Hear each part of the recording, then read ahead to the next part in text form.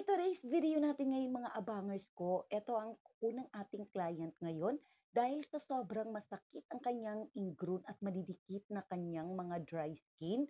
Ang nakakatuwa sa client ko, alam niyo mga abangers ko, dahil sa sobrang dami niyang napanood na mga katulad ko ring mga nagtatanggal ng ingrown, ay ako yung napili niyang masubukang maglinis. At eto nga, pagmasdan niyo kung gaano kadlaki ang ating dry skin matatanggal sa kanyang kuko. Alam niyo bang akala ko sa pagtatanggal ko ng kanyang mga dry skin ay yung pakiramdam ko parang nahugot ko na. Eto pala ay merong hiding na dry skin sa ilalim ng kanyang mga kuko. At eto nga, at hindi naman natin binigo ang ating client dahil ayan, pagmasdan nyo naman kung gaano kalaki ang matatanggal kong dry skin. Ayan, sa lahat ng mga mahihilig dyan magpalinis, sobrang makaka-relate kayo ngayon dito sa ating video dahil alam nyo naman kaming mga manicurista ay yung pakiramdam na akala namin ay wala na, pero yung mararamdaman niyo pa rin ang aming susundin. Ayan, tingnan niyo eto kung gaano kalaki.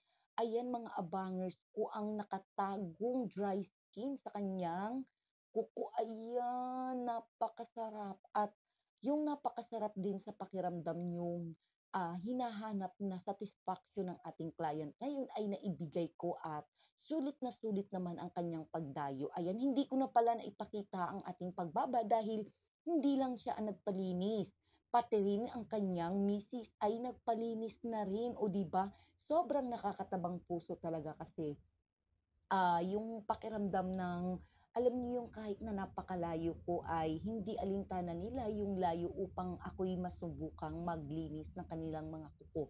Mega love shoutout pala sa lahat ng aking 129K followers na po tayo, at mega love shoutout po diyan sa mga nagsasabi pong hindi po ako magaling. Okay lang po 'yan, respeto ko po ang inyong mga komento. Pero sana naman ay wag niyo po kaming mamaliiting mga tulad kong mga manicurista dahil may mga kakayahan din po kaming magpagaling ng mga namamagang kuko. Yun lamang po ay kung sila po ay magtitiwala po sa aming mga manicurista. Ayan, ang didikit niyang dry skin, yung akala ko'y wala na, pero meron pa pala namang nakatagong dry skin dito sa kanyang kuko. Ayan, at hindi puwedeng hindi natin 'yan matanggal dahil sa sobrang kati talaga ng dry skin.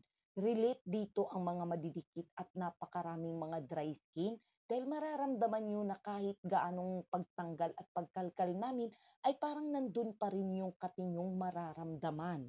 Para laging updated sa ating mga video, huwag kakalimutan mag-follow, at kung nagustuhan mo ito, huwag kakalimutan mag-comment sa ating comment section. Thank you for watching!